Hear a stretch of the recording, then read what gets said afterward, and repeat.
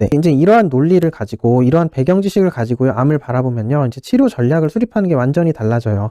단순히 내 몸 속에 있는 종양 덩어리를 떼어내서 당장 눈에 안 보이게 한다는 거에만 계속해서 매달리게 되는 게 아니라 이 암이라는 게 굉장히 시스템적인 문제고 내가 이 균형추를 맞추는 거다라는 걸 알게 되면 굉장히 큰 통찰력을 얻을 수 있거든요. 그래서 오늘은 그 설명을 드리려고 합니다. 결국은 암이라는 게 뭐냐면요. 아주 쉽게 생각하시면 돼요. 이렇게 내 몸에 이런 시소가 있다고 생각하시면 되는데 이 시소의 한쪽에는 암을 완화하는 인자가 이렇게 앉아 있고요. 시소의 반대편에는 암을 악화시키는 인자들이 이렇게 앉아 있습니다. 예. 그리고 이 둘 사이에서 계속해서 시소 게임을 하는 거예요. 이렇게 암 완화 인자랑 암 악화 인자가 이렇게 서로 균형을 맞추고 딱 대립하고 있는 상태라면, 서로 이렇게 비등비등하게 있는 상태라면, 내 몸에 이미 암이 있는 상태라면요. 이 둘이 이렇게 비등비등하게 있으면 한쪽으로 기울지 않았기 때문에 계속해서 암의 진행이 되지도 않고 스테이블하게 계속 같은 수준으로 암이 이렇게 유지가 되는 겁니다. 시간이 지나더라도. 그런데 이렇게 만일에 암 완화인자랑 암 악화인자 사이의 균형이 깨지고 한쪽으로 기울어지게 되면 문제가 달라지는데, 이렇게 좋게 암 완화인자 쪽으로 힘이 강해지면요. 이렇게 한쪽으로 기울게 되죠. 그렇게 되면 어떻게 되냐면 당연히 암 완화인자가 강화된 거기 때문에 시간이 갈수록 암의 진행이 늦어지고 암이 점점 치유되는 쪽으로 가겠죠. 네, 이렇게 되는 겁니다. 그리고 반대로 악화인자들이 이렇게 강화가 되고 암의 나쁜 환경만 계속해서 커진다면 그럼 당연히 암은 점점 더 진행하게 되는 거예요. 이런 큰 그림을 가지고 암을 바라보면요. 암을 어떻게 치료해야 되는지가 나오는 겁니다. 암을 치료하는 건 뭐예요? 결국은 그래서 이렇게 암의 완화인자들이 강화가 돼서 시간이 갈수록 암이 줄어들게 만들면 암이 치료가 되는 겁니다. 그리고 내 암의 진행 속도가 빠르다라는 거는 결국은 내 몸속에 어떤 암을 악화시키는 악화인자들이 지금 현재 내가 노출되고 있는 것들 중에 암을 악화시키는 악화인자들이 강하다. 그리고 그게 그 힘이 강하면 강할수록 그 속도가 빨라진다. 그렇게 보시면 되는 거예요. 예. 이런 관점을 가지고 암을 바라보시면 됩니다. 그럼 이제 이걸 가지고 좀 더 구체적으로 한번 설명을 드려볼까요? 일단 가장 대표적으로 모든 암 환자가 결국은 대부분 거치게 되는 게 뭐가 있습니까? 수술, 항암, 방사선이죠. 수술, 항암, 방사선 같은 일반적인 암 치료들은 도대체 여기 어디에 속하나요? 네, 암 완화인자를 강화시키는 건가요? 아니면 암 악화인자와 관련된 그런 치료들인가요? 네, 당연히 우리 몸의 면역력을 높인다거나 암의 억제 유전자를 활성화시킨다거나 이런 것들은 아니잖아요. 그렇기 때문에 암 완화인자 쪽으로 작용하는 치료는 사실상 현대의학 치료에는 없습니다. 현대 서양의학 치료는 기본적으로 아까 말씀드린 것처럼 내 몸속에 암이라는 거를 환자와 분리시켜서 인식을 해요. 그래서 그걸 환원론이라 그러는데, 어쨌든 이렇게 질병을 이렇게 사람과 분리해서 인식을 해서 그 질병을 뚝 떼어내려는 그런 시도를 굉장히 많이 하다 보니까 결국에는 그러면 거기서 작용하는 거는 암이라는 것, 질병 자체를 떼어내려는 시도들, 그런 것들이 굉장히 강해요. 일단 거기서 이제 항암제 같은 경우는 항암제가 많이 듣는다면요. 암은 암 자체로 종양이 커지면 커질수록 암 악화인자 자체로 작용을 해요.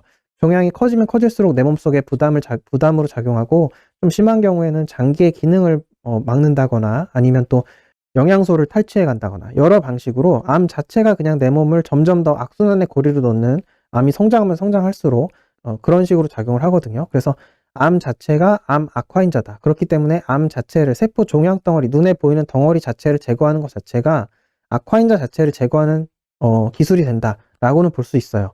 그렇기 때문에 기본적으로 수술, 항암, 방사선 같이 종양 덩어리 자체를 줄이거나 제거하는 그런 접근 방식은 악화인자를 줄이겠다는 시도인 거예요. 암 자체를 줄이는 거기 때문에. 네, 근데 그 동시에 수술, 항암, 방사선은 어떤 문제가 있나요? 암을 완화시키는 내 몸속에 있는 자연 치유력, 내 몸에서 암과 싸우는 것들에도 영향을 주죠. 그래서 이게 치료가 다행히 잘 돼서 수술이 잘 되고 항암제가 잘 듣는다거나 방사선이 잘 들어서 종양이 빠르게 줄었다. 그러면 암 악화인자 쪽으로 확실히 힘이 많이 약해진 건데, 빠르게 그러면서 자연 치유력에도 몸에 피해를 줬지만 그 피해보다 암이 작아진 게 훨씬 더 컸다면은 거기서 훨씬 더 이득이 있는 거예요. 그렇기 때문에 그러면 이제 암이 낫는 쪽으로 사람이 이제 좋은 쪽으로 작용을 하는 거죠. 그런데 만일에 운이 안 좋게도 뭐 항암제가 전혀 듣지 않는다거나 방사선요법이 듣지 않는다거나 특정 암에 그랬다. 그러면 어떤 일이 벌어지냐면 그러면은 암 악화인자는 별로 조절이 안 됐는데, 종양 자체가 조절이 안 됐으니까. 근데 내 몸에 있는 자연 치유력이나 그런 것들은 점점 더 나빠지는 쪽으로 작용을 한 거고, 그리고 심지어 그 항암 방사선 자체가 발암물질이라 그랬잖아요. 제가 지난번에 설명을 드렸듯이 항암제나 방사선요법은 대부분 발암물질이 그 자체로는 발암물질로 분류되는 거기 때문에 그거 자체로 그냥 악화인자만 잔뜩 작용을 하게 되는 거예요. 그래서 이런 치료들이 만일에 내가 선택을 했는데 그 치료가 효과가 없다. 그러면 그냥 안 좋은 쪽으로만 작용을 하는 겁니다. 그러면 오히려 내 몸속에 있는 암을 억제시키는 자연 치유력은 자연 치유력대로 나빠진 거고, 암이라는 그 종양 버든 자체는 하나도 줄어들지 않은 상태에서 발암 요소만 늘어난 그런 형태가 될 수 있는 거죠. 그러다 보니까 이런 현대의학 치료가 양면의 날이 있다 보니까 이거에 대해서 굉장히 비판하는 그런 책들이나 그런 주장들도 있는 게 어쩔 수밖에 없는 현실인 겁니다. 그래서 현대의학 치료는 상당히 통계적이죠. 그러다 보니까 좀 좋은 케이스들이, 근데 아무리 그렇더라도 치료가 오히려 잘 되고 좋은 케이스들이 많으니까 이점이 많다, 통계적으로 이점이 많다, 그런 이제 논리를 가지고 정당화해서 이제 치료를 하고 있는 건데, 이런 단점은 있는 거죠. 근데 그런 거 저런 걸 떠나서 이제 환자분 입장에서 이제 이런 전략을 수립할 때 그럼 이런 걸 알고 있으면 도움이 된다는 거예요. 예를 들어 볼까요? 네, 어떤 환자분인데 그 환자분이 지금 몸속에 암이 엄청나게 커요. 종양 덩어리가 엄청 크다. 그럼 그 큰 덩어리 자체가 굉장히 큰 악화인자로 작용을 하고 있다. 어딜 막고 있다거나 어떤 장기 기능을 못하게 하고 있다거나 장을 막고 있어서 아예 소화도 못하게 막고 있다. 아니면 혈관을 막고 있다. 그럼 그것 때문에 계속해서 건강이 악화된다. 그런 상황이면요, 당연히 하루라도 빨리 암을 없애고 크기를 줄이고 이런 게 중요하잖아요. 근데 그런 경우에서 만일에 항암제나 방사선이나 수술 같은 게 제대로 들었다 하면은 아주 단기간에 그 아주 주요한 문제가 될 수 있는 그 요소를 제거를 해준 거예요. 그러다 보면 그럴 때는 이제 그런 치료들이 도움이 될 수도 있는 거죠. 사실은 중요할 수도 있는 거고. 근데 어떤 환자분 같은 경우는 암 자체는 그렇게 심각한 상황이 아니에요. 현재 암 크기 자체는 그렇게 심각한 상황이 아닌데 사람 자체가 몸이 너무 약하다, 정말 기력도 없다, 밥도 제대로 못 먹을 정도로 지금 상태가 안 좋다라고 하는 경우는 지금 암만 공격하는 이런 치료만 할 게 아니라 지금 완화인자가 너무 약한 쪽이, 그러니까 비중이 어떤 거에 있냐는 거죠, 결국에는. 그러니까 중요한 건 결국 어느 쪽에 더 비중이 있냐는 거예요. 그러니까 이분의 가장 메이저한 문제가 암을 악화인자가 너무 강한 건지 아니면 완화인자가 너무 강한 건지, 어느 쪽이 약한 건지, 악화인자가 너무 강한 건지 아니면 완화인자 쪽이 너무 약한 건지, 어떤 게 진짜 문제인지를 파악하는 게 일단 중요하다는 거죠. 네, 그래서 뭐 그 환자분이 예를 들어 너무 이제 현재 뭐 잠도 못 자고 수면도 불량하고 먹지도 못하고 그런 상태에서 조그만 암이 있다, 막 이럴 때 내가 이제 항암요법에만 계속해서 뭐 에너지를 쏟는다, 이런다고 지금 될 상황이 아니라는 거예요. 그런 분 같은 경우는 이 어쨌든 완화인자가 너무 약한 상태이기 때문에 이 완화인자를 강화시킬 수 있는 쪽으로 계속해서 접근을 해야 된다. 그래서 결국에는 정말 중요한 거는 환자분들의 상태에서 그 상황에 맞는 치료를 선택할 때 가장 중요한 거는 이 둘 사이에서 현재 나의 몸 상태가 어떤 게 더 중요한 문제인가를 빨리 파악하시는 게 중요하다는 겁니다. 어떤 뭐 내가 계속해서 매일 담배를 피우고 있는데 이 녀석이 제일 주요한 원인이다 하면 그 악화인자를 먼저 제거하는 게 중요한 거고요. 아니면 내가 기본적으로 내가 몸이 너무 약하고 내가 몸에 문제가 있다, 전반적인 시스템 자체에 문제가 있다 하면요, 당장 이 암 자체가 엄청나게 큰 게 아니라면은 일단 몸을 살리는 치료가 더 중요할 수 있다는 거예요. 그래서 특히나 이런 분들이 어떤 경우 많냐 하면 터미널 환자분들, 말 그대로 말기 환자분들 중에 이런 부분들이 굉장히 많죠. 정말 사람 자체가 죽게 생겼는데 지금 암 치료한다고 여기 암 종양세포만 계속 공격을 하다가, 그러다가 이제 오히려 더 명을 더 단축하고 오히려 더 명을 재촉하고 암세포 죽이겠다고 환자까지 같이 죽는 그런 상황이 발생할 수 있는 경우가 이런 경우인 거예요. 너무 완화인자가 너무 약하고 너무 이제 사람 자체가 너무 약한 상태에서 이 악화인자에만 집착을 해서 치료를 하면 안 된다는 거죠. 이 균형추를 잘 맞춰야 된다. 물론 때로는 이 두 개를 같이 봐야 될 때도 있지만 어쨌든 결국은 이 암 치료라는 건 이 균형추 싸움이다라는 걸 이해하는 게 굉장히 중요하다는 거예요. 근데 문제는 지금 현대의학 치료는 계속 이제 이쪽만, 여기만 바라보고 있기 때문에 이쪽은 모든 게 지금 환자들의 몫인 거예요, 현재 상태에는. 그리고 이게 이제 통합의학이라는 식으로 이제 최근에 이런 것들을 가지고 이제 마케팅을 하면서 나오고 있는 것들이 있지만 이것들마저도 사실은, 이런 프로그램들마저도 사실은 대부분의 경우 제대로 된 대안이 되어주고 있지는 못하다라는 게 이제 제가 본 판단이고요. 그도 그럴 수밖에 없는 것이 이제 이런 프로그램화된 진료를 하는 것들이 결국에는 결국 비용 문제예요. 비용과 시간, 이런 것들의 문제예요. 굉장히 장기간을 요하고 자연치유라는 것들이 그런 게 많은데, 제가 사실은 이 다음 방송으로 준비하고 있는 것이 굉장히 완화인자를 아주 강력하게 강화시켜서 암을 치료하는 그런 방식들에 대해서 이제 좀 알려드리려고 그런 것들을 하는데, 이런 것들은 이제 현실적으로 이제 의료 서비스라는 입장으로 적용하기가 정말 어려운 이유는 이런 게 굉장히 환자 주도적인 것들이 너무 많아요. 이렇게 뭐 군대처럼 뭐 환자를 아주 가둬놓고 1년, 2년 이렇게 가둬놓고 그대로만 생활하게 할 수 있는 그런 시스템이 아닌 이상은 이게 굉장히 환자 주도적으로 해야 되는 것들이 많다. 어떻게 병원 안에 가둬놓고 할 수 있는 것들이 아니다. 네. 그리고 그게 문제, 또 병원 안에 넣는 순간 그 부수적인 투여되는 그런 인프라 같은 것들이 있기 때문에 굉장히 비용이 확 올라간다. 그 비용이 올라가면 제가 항상 말했듯이 암 치료에서는 이게 굉장히 긴 시간 치료를 요하는 경우가 많기 때문에 지속 가능성에 문제가 생긴다. 그러면 결국에는 뭐 일시적으로 아주 집중적인 치료를 해서 좋아진다 하더라도 나중에 지속할 수 없기 때문에 결국에는 그냥 나중엔 결국 그 프로그램을 중단하거나 좀 미진해지는 순간 결국 똑같아진다. 그러면 결국 환자들 입장에서는 화만 나는 거다. 그냥 돈 낭비한 거다. 이렇게 되는 쪽으로 되기 때문에 결국엔 제가 그래서 저는 사실은 그런 것들을 이제 느끼고 나서 제가 이제 병원급에서는 암 환자 진료를 안 하겠다는 생각을 사실은 전 개인적으로 하고 있어요. 사실 좀 저한테 좋은 제안들도 많이 없었던 게 아니거든요, 여태까지. 네. 정말 감사하게도 좋은 제안을 해주시는 병원들도 많이 있었는데, 저는 어떤 개인적인 철학은 현재로서는 그래서 만일에 내가 암 환자 진료를 한다면 나는 병원급에서는 하진 않겠다. 그냥 나는 좀 도울 수 있는 방식으로 1차 진료 안에서, 그러니까 동네 병원, 동네 의원급에서 환자분들이 스스로 할 수 있게 도와주는 역할 정도를 하는 게 더 근본적일 수 있지, 병원 안에 환자를 가둬두고 할 수 있는 치료 중에 제가 보기에는 정말 좋은 그런 통합의학적 치료를 할 수 있는 경우가 많진 않겠다라는 생각이 점점 더 들더라고요. 그리고 오히려 이렇게 제가 유튜브 방송을 하듯이 환자분들 스스로 할 수 있게 좀 아예 그런 정보들을 계속해서 드리는 게 더 중요한 작업이 되지 않을까, 좀 그런 생각을 하고 있습니다.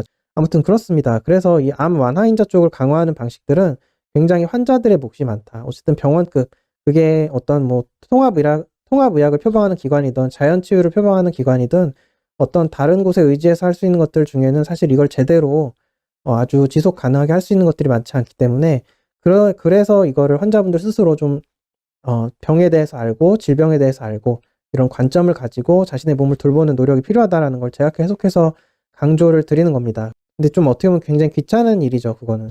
내가 스스로 의지를 내서 해야 되는 거니까.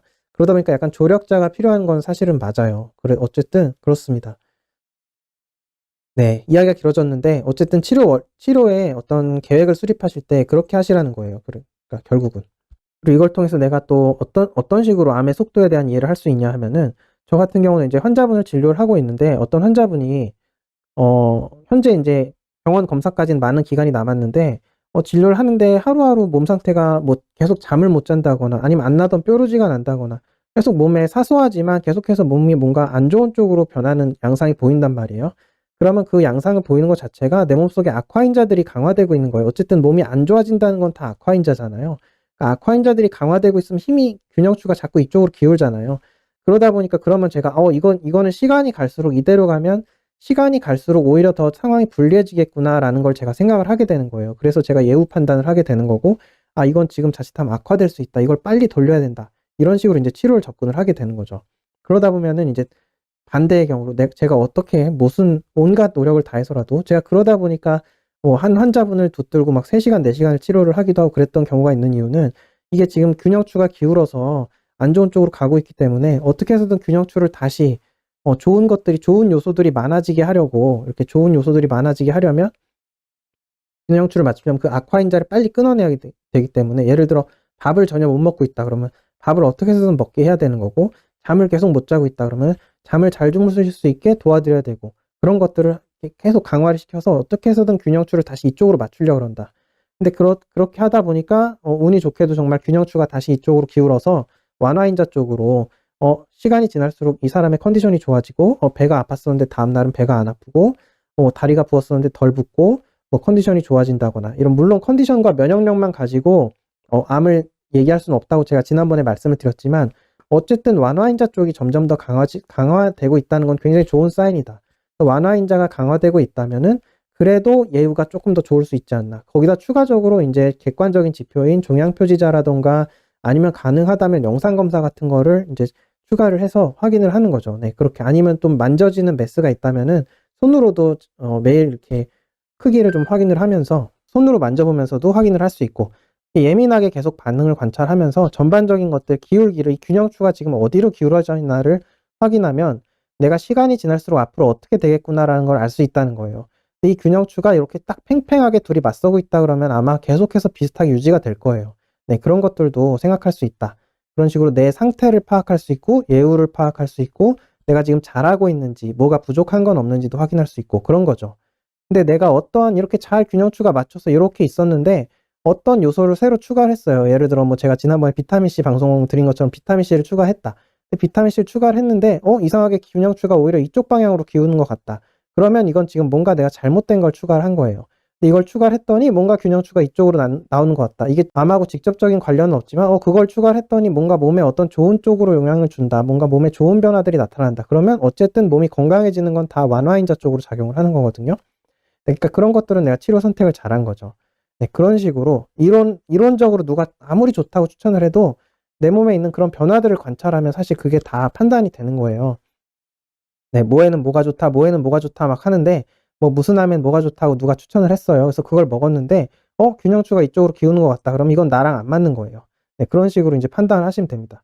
그러니까 암 치료라는 거를 어떤 종약을 띄어낸다라는 쪽으로만 보지 마시고 균형추 싸움이다라는 시각으로 접근을 하시면 굉장히 도움이 되고요. 그렇게 해보시면은 좀 더 근본적인 해법들을 찾을 수 있고, 적어도 저는 이제 정말 제일 제가 안타까운 거는 정말 정말 마지막 순간에 정말 몸에 기력 하나 없고 숨도 쉬기 어렵고 정말 밥도 못 드시는 분들이 마지막까지 항암 치료에 집착을 하셔서 그런 어떤 내가 종양을 뚝 떼어내는 걸로 어떻게 승부를 보겠다라고 하시는 분들이 결국엔 그런 치료를 하시다가 굉장히 안 좋은 쪽으로 가시는 경우가 너무 많이 봤거든요. 물론 아닌 경우도 있고 기적적인 치료들이 되는 경우가 있어서 하시기도 하는데, 네, 근데 그 경우가 사실 많지는 않죠. 이 문제에 대해서는 제가 한번 다음에 다시 다뤄드릴 건데, 아무튼 네, 그런 선택을 하게도 되는 거예요. 이 균형추를 생각하지 않고 종양만 뚝 떼어낸다는 생각을 하게 되면은 자꾸 좀 그런 무리한 선택을 하는 경우가 너무 많아요. 종양을 떼어내려고 어떻게 해서든 좀 무리한 노력을 한다거나 그렇게 생각을 하시면 안 되고, 균형추를 맞추라. 결국 속도의 차이이지 균형추의 그